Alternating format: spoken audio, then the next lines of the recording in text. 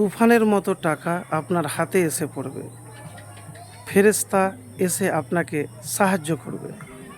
প্রিয় ভাই, এমন একটি আমলের কথা বলবো, যেই আমলগুলি করতে গেলে ফেরেশতাদের সাহায্য লাভের জন্য কিছু বিশেষ আমল রয়েছে, যা করলে তাদের দোয়া ও সান্নিধ্য লাভ করা যেতে পারে। সৎ পথে চলা, যারা ঈমান আনে, আল্লাহর আদেশ পালন করে, সৎ পথে চলে, আল্লাহর কাছে তওবা করে, তাদের জন্য ফেরেশতারা দোয়া করতে থাকেন। নামাজের জন্য অপেক্ষা করা, যারা নামাজের জন্য মসজিদে অপেক্ষামান থাকেন, নামাজের পর নামাজের স্থানে বসে থাকেন, জামাত, ফজর ও আসরের নামাজ আদায় করেন জামাতে, তাদের জন্য ফেরেশতারা দোয়া করেন। আত্মীয়তার সম্পর্ক বজায় রাখা, তাদের সাথে ভালো ব্যবহার করবেন। অন্যের জন্য দোয়া করা, অন্যের জন্য আন্তরিকভাবে দোয়া করলে সেই দোয়া ফেরেশতারাও আপনার জন্য করেন। তো প্রিয় ভাই, আমি যে কথাটি আপনাকে বলবো, কোনো মুসলিম ভাইয়ের জন্য আপনার কাছে নাই, তার জন্যে যদি অনুপস্থিত অবস্থায় যেই দোয়া করবেন সেই দোয়াই পাবেন। ধরেন আপনি দোয়া করছেন যে আল্লাহ আমার উমুক মুসলিম ভাইকে তার বিপদ আপদ রক্ষা করে দাও, তাকে ধনী বানিয়ে দাও, আল্লাহ তুমি তাকে সাহায্য করো।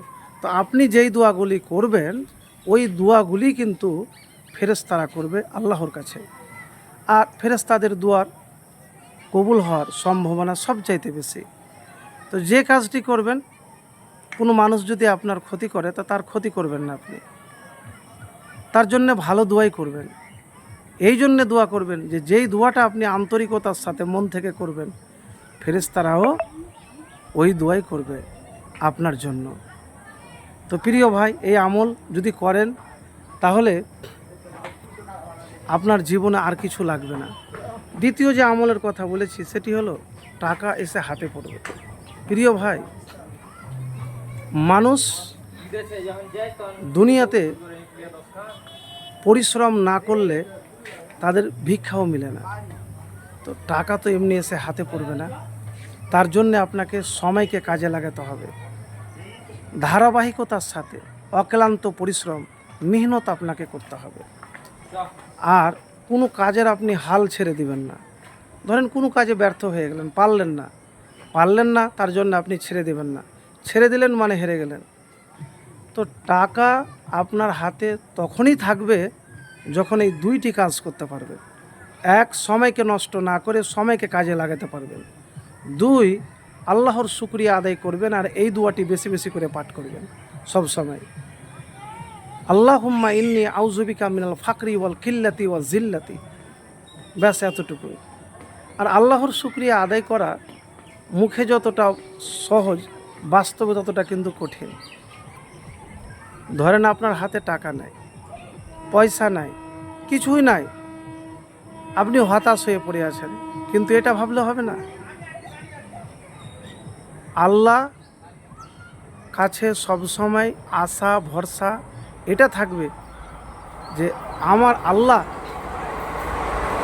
আমাকে কখনো হতাশ বা নিরাশ করবে না।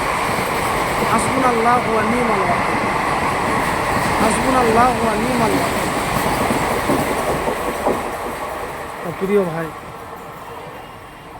আর প্রতিদিন ইস্তিগফার 70 বার করে পাঠ করবেন।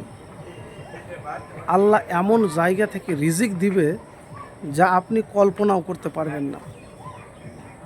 70 বার বা 100 বার এইভাবে আমল করে দেখুন, ইনশাআল্লাহ ফলাফল পাবেন।